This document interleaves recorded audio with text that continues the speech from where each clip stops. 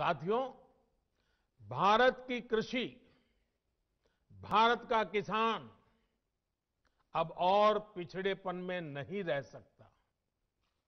दुनिया के बड़े बड़े देशों के किसानों को जो आधुनिक सुविधा उपलब्ध है, वो सुविधा भारत के भी किसानों को मिले, इसमें अब और देर नहीं की जा सकती। समय हमारा इंतजार नहीं कर सकता।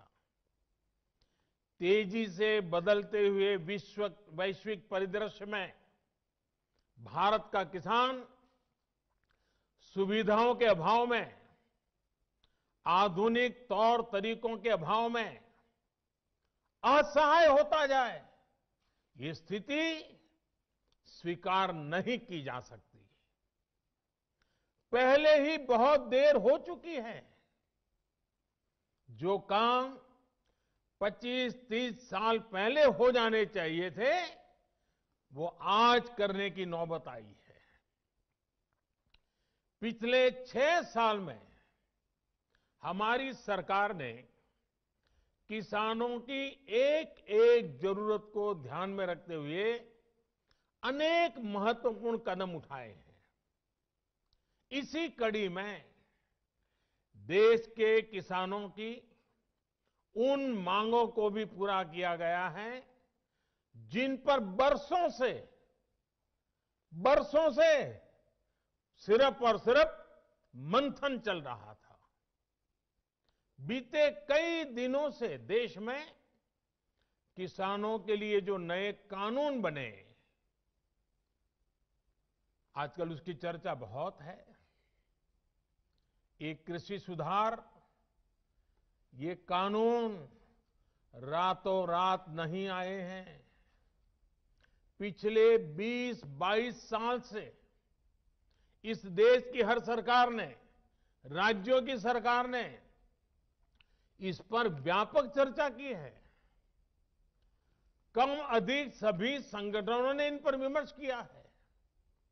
देश के किसानों के संगठन, कृषि एक्सपर्ट्स, कृषि अर्थशास्त्री, कृषि वैज्ञानिक, हमारे यहां के प्रोग्रेसिव किसान भी लगातार कृषि क्षेत्र में सुधार की मांग करते आए हैं।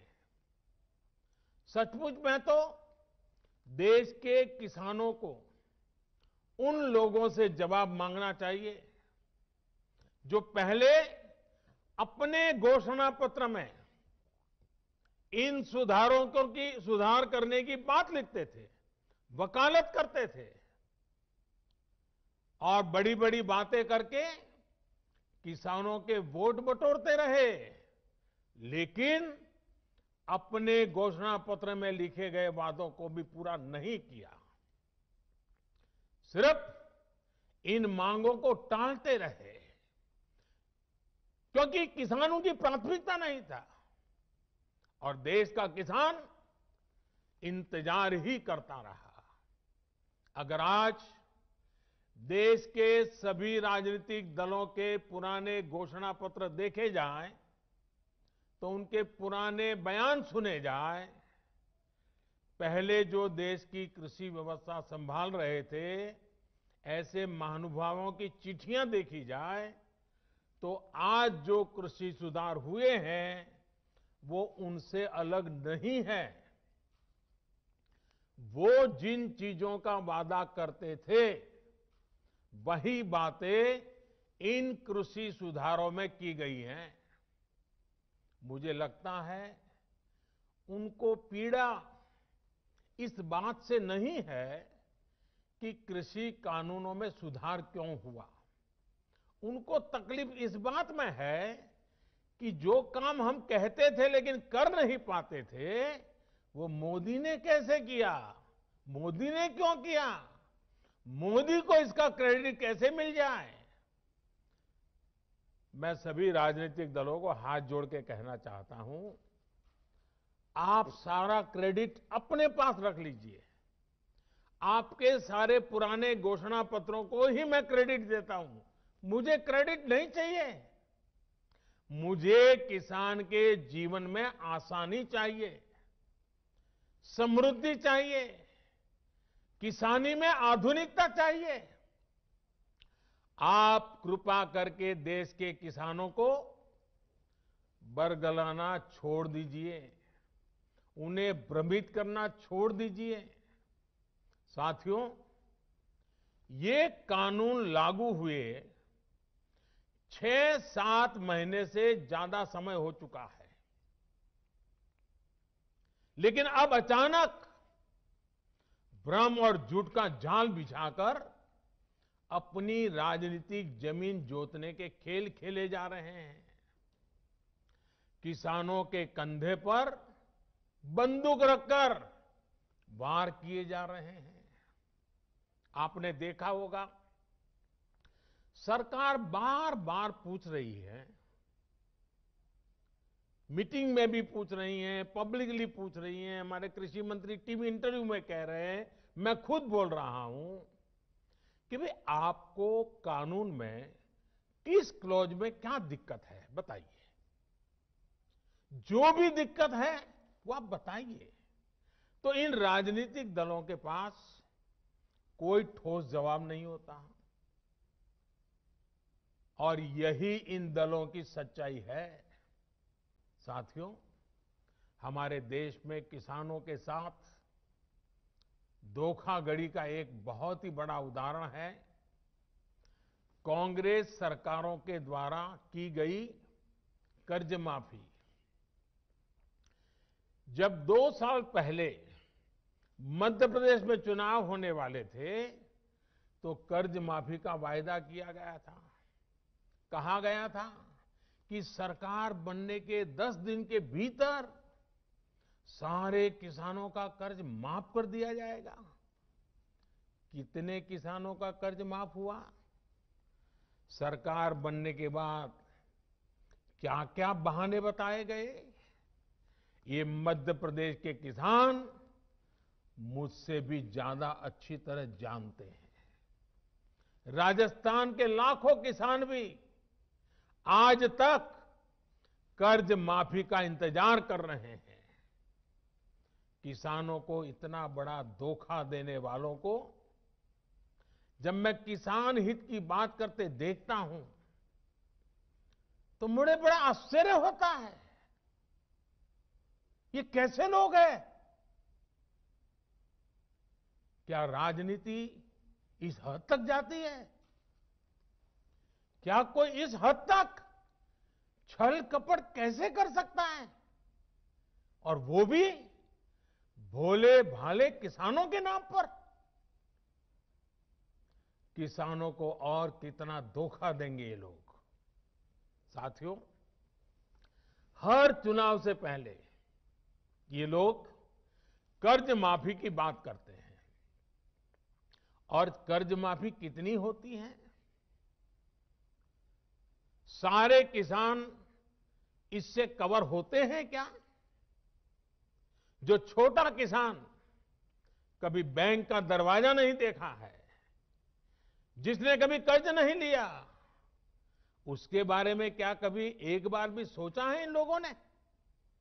और नया पुराना हर अनुभव ये बताता है कि जितनी ये घोषणा करते हैं, उतनी कर्ज माफी कभी नहीं करते। जितने पैसे ये भेजने की बात कर रहे हैं, उतने पैसे किसानों तक कभी पहुंचते ही नहीं है। किसान सोचता था कि अब तो पूरा कर्ज माफ होगा, और बदले में उसे मिलता था बैंकों का नोटिस और गिरफ्तारी का वारंट। और इस कर्ज माफी का सबसे बड़ा लाभ किसे मिलता था? इन लोगों के करीबियों को, नाते रिश्तेदारों को। अगर मेरे मीडिया के मित्र अगर थोड़ा खंगालेंगे, तो ये सब 8-10 साल पहले की रिपोर्ट में उन्हें पूरी तरह कच्चा चिट्ठा मिल जाएगा। यही उनका चरित्र रहा है। किसानों की राजनीति का दम भरने वालों ने कभी इसके लिए आंदोलन नहीं किया, प्रदर्शन नहीं किया। कुछ बड़े किसानों का कर्ज 10 साल में एक बार माफ हो गया, इनकी राजनीतिक रोटी सिक गई, काम पूरा हो गया, फिर गरीब किसान को कौन पूछता है? वोट बैंक की राजनीति करने वाले इन लोगों ने और इन लोगों को देश अब भली भांति जान गया है, देश देख रहा है। देश हमारी नीयत में गंगा जल और मां नर्मदा के जल जैसी पवित्रता भी देख रहा है। इन लोगों ने 10 साल में एक बार कर्ज माफी करके लगभग 50,000 करोड़ रुपए देने की बात कही। 10 साल में एक बार 50,000 करोड़। हमारी सरकार ने जो पीएम किसान सम्मान योजना शुरू की है, उसमें हर साल किसानों को लगभग 75,000 करोड़ रुपए मिलेंगे। यानी 10 साल में लगभग 7.5 लाख करोड़ रुपया किसानों के बैंक खातों में सीधे ट्रांसफर। कोई लीकेज नहीं, किसी को कोई कमीशन नहीं, कट कल्चर का नामो निशान नहीं। साथियों, नए कृषि सुधारों को लेकर तीसरा बहुत बड़ा झूठ चल रहा है, फार्मिंग एग्रीमेंट को लेकर। देश में फार्मिंग एग्रीमेंट का कोई नई चीज नहीं है। क्या कोई नया कानून बनाकर हम अचानक फार्मिंग एग्रीमेंट को लागू कर रहे हैं? जी नहीं। हमारे देश में बरसों से फार्मिंग एग्रीमेंट की व्यवस्था चल रही है। एक दो नहीं, बल्कि अनेक राज्यों में पहले से फार्मिंग एग्रीमेंट होते रहे हैं। अभी किसी ने मुझे एक अखबार की रिपोर्ट भेजी, 8 मार्च 2019 की। उसमें पंजाब की कांग्रेस सरकार किसानों और एक मल्टीनेशनल कंपनी के बीच 800 करोड़ रुपए के फार्मिंग एग्रीमेंट का जश्न मना रही है, इसका स्वागत कर रही है। पंजाब के मेरे किसान भाई बहनों की खेती में ज्यादा से ज्यादा निवेश हो, ये हमारी सरकार के लिए भी खुशी की बात है। साथियों, देश में फार्मिंग एग्रीमेंट से जुड़े पहले जो भी तौर तरीके चल रहे थे, उसमें किसानों का बहुत जोखिम था, बहुत रिस्क था। नए कानून में हमारी सरकार ने फार्मिंग एग्रीमेंट के दौरान किसान को सुरक्षा देने के लिए कानूनी प्रावधान किए हैं। हमने तय किया है कि फार्मिंग एग्रीमेंट में सबसे बड़ा हित अगर देखा जाएगा तो वो उस किसान का देखा जाएगा। हमने कानूनन तय किया है कि किसान से एग्रीमेंट करने वाला अपनी जिम्मेदारी से भाग नहीं पाएगा। जो किसान को उसने वादा किया होगा, वो स्पॉन्सर करने वाले को, वो भागीदार को उसे पूरा करना ही होगा। अगर नए किसान कानून लागू होने के बाद कितने ही उदाहरण सामने आ रहे हैं जहां किसानों ने अपने इलाके में एसडीएम से शिकायत की और शिकायत के कुछ ही दिन के भीतर किसानों को अपना बकाया मिल गया। साथियों, फार्मिंग एग्रीमेंट में सिर्फ फसलों या उपज का समझौता होता है। जमीन किसान के ही पास रहती है। एग्रीमेंट और जमीन का कोई लेना देना नहीं है। प्राकृतिक आपदा आ जाए तो भी एग्रीमेंट के अनुसार किसान को पूरे पैसे मिलते हैं। नए कानूनों के अनुसार अगर अचानक यानी जो एग्रीमेंट तय हुआ है, लेकिन जो स्पॉन्सरर है, जो भागीदार है, जो पूंजी लगा रहा है और अचानक मुनाफा बढ़ गया, और किसान के कॉन्ट्रैक्ट में तो कम पैसा है लेकिन मुनाफा बढ़ गया, तो इस कानून में ऐसा प्रावधान है कि जो बढ़ा हुआ मुनाफा है किसान को उसमें से भी कुछ हिस्सा देना पड़ेगा। साथियों, एग्रीमेंट करना है या नहीं करना है ये कोई कंपलसरी नहीं है, ये किसान की मर्जी पर है भाई। किसान चाहेगा तो करेगा, नहीं चाहेगा तो नहीं करेगा। लेकिन कोई किसान के साथ बेईमानी न कर दे, किसान के भोलेपन का फायदा उठा न ले, इसके लिए कानून की व्यवस्था की गई है। नए कानून में जो सख्ती दिखाई गई है वो स्पॉन्सर करने वाले के लिए है, किसान के लिए नहीं है। स्पॉन्सर करने वाले को एग्रीमेंट खत्म करने का अधिकार नहीं है। अगर वो एग्रीमेंट खत्म करेगा तो उसे भारी जुर्माना किसान को देना होगा। लेकिन अब वही एग्रीमेंट किसान समाप्त करना चाहे तो किसी भी समय बिना जुर्माने के वो किसान अपना फैसला ले सकता है। राज्य सरकारों को मेरा सुझाव है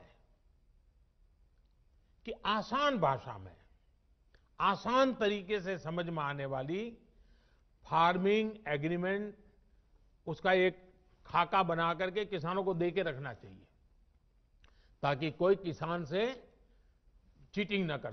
साथियों,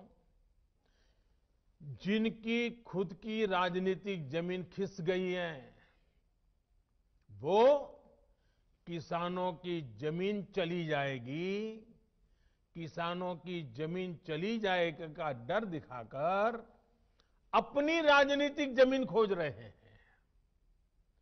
आज जो किसानों के नाम पर आंदोलन चलाने निकले हैं, जब उनको सरकार चलाने का या सरकार का हिस्सा बनने का मौका मिला था, उस समय इन लोगों ने क्या किया ये देश को याद रखना जरूरी है।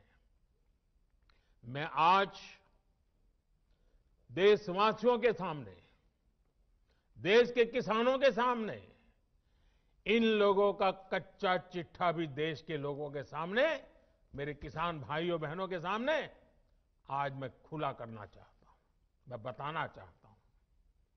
साथियों, किसानों की बातें करने वाले लोग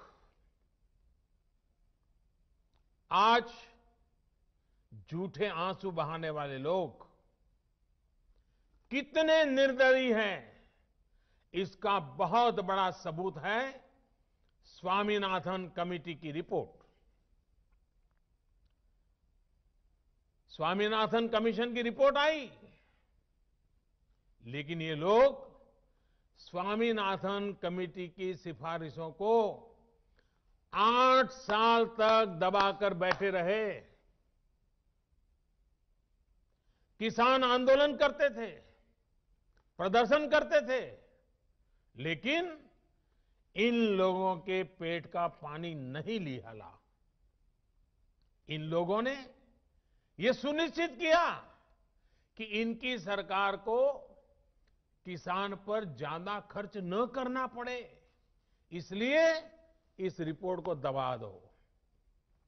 इनके लिए किसान देश की शान नहीं, इन्होंने अपनी राजनीति बढ़ाने के लिए किसान का समय समय पर इस्तेमाल किया है। जबकि किसानों के लिए संवेदनशील, किसानों के लिए समर्पित हमारी सरकार किसानों को अन्नदाता मानती है। हमने फाइलों के ढेर में फेंक दी गई स्वामीनाथन कमेटी की रिपोर्ट बाहर निकाला और इसकी सिफारिश से लागू की। किसानों को लागत का 1.5 गुना एमएसपी हमने दिया।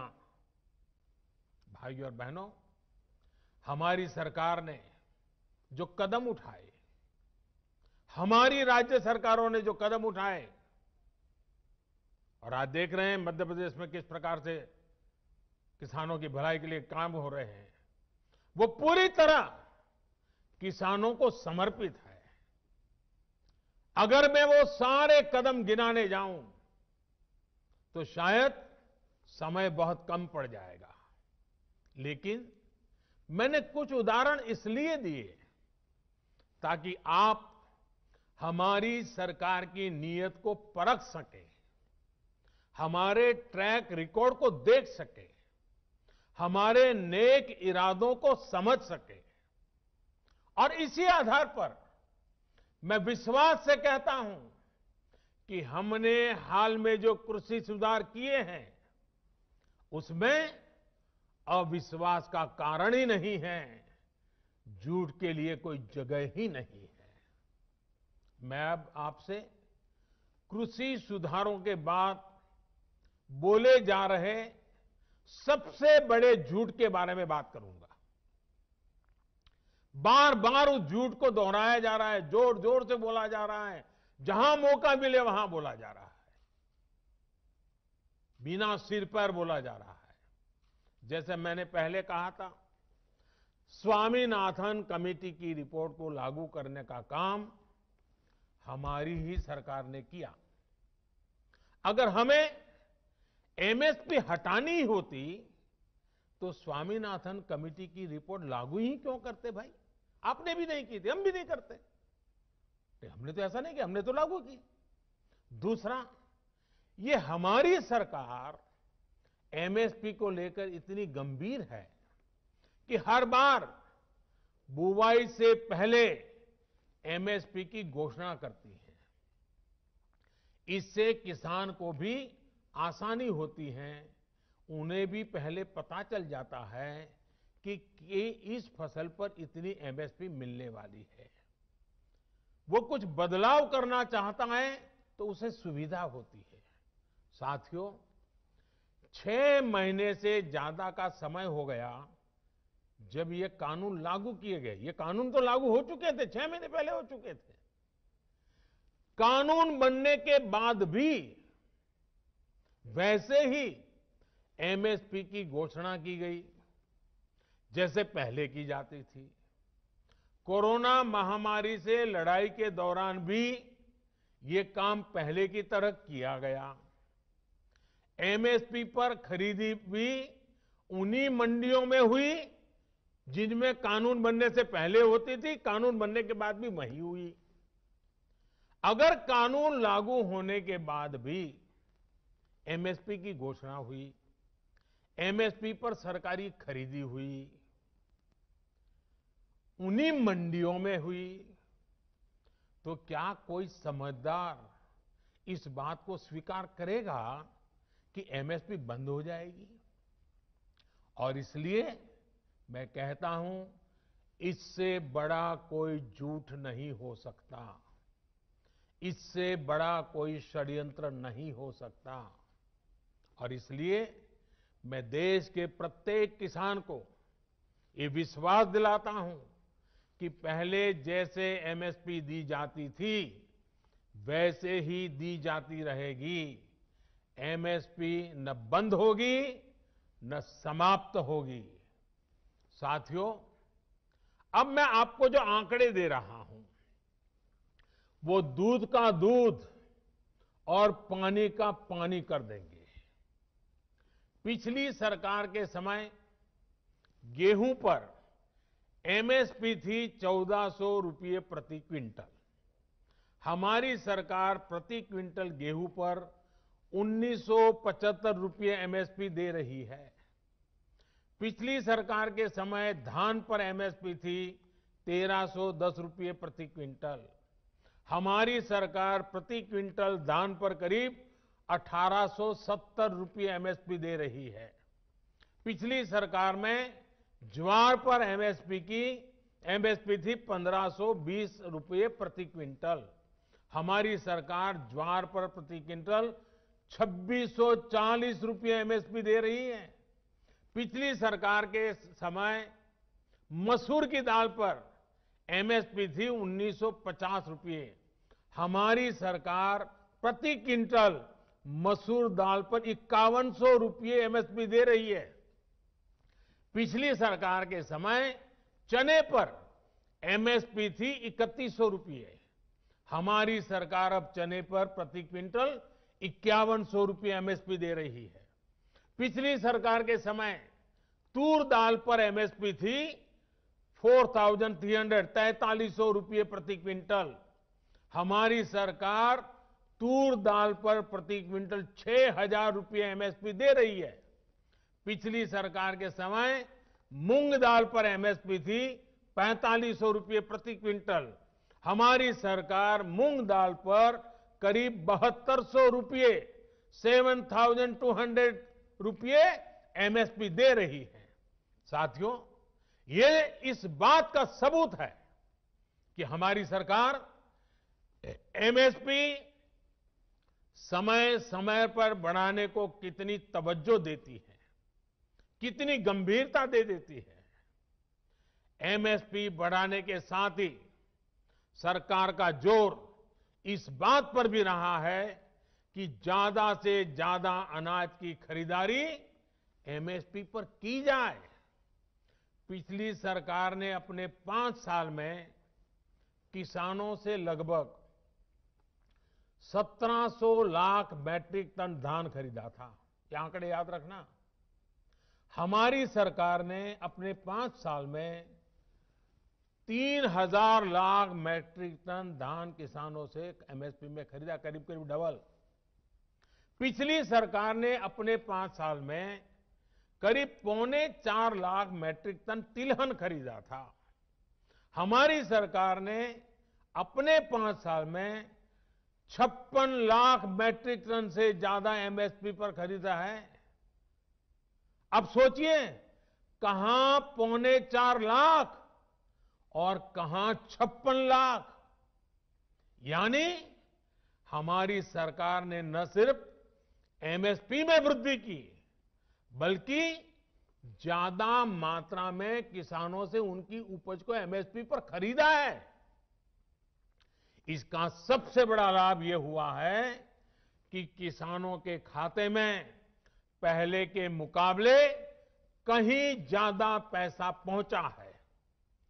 पिछली सरकार के 5 साल में किसानों को धान और गेहूं की एमएसपी पर खरीदने के बदले में 3,74,000 करोड़ रुपए मिले थे। हमारी सरकार ने इतने ही साल में गेहूं और धान की खरीद करने किसानों को 8 लाख करोड़ रुपए से ज्यादा दी।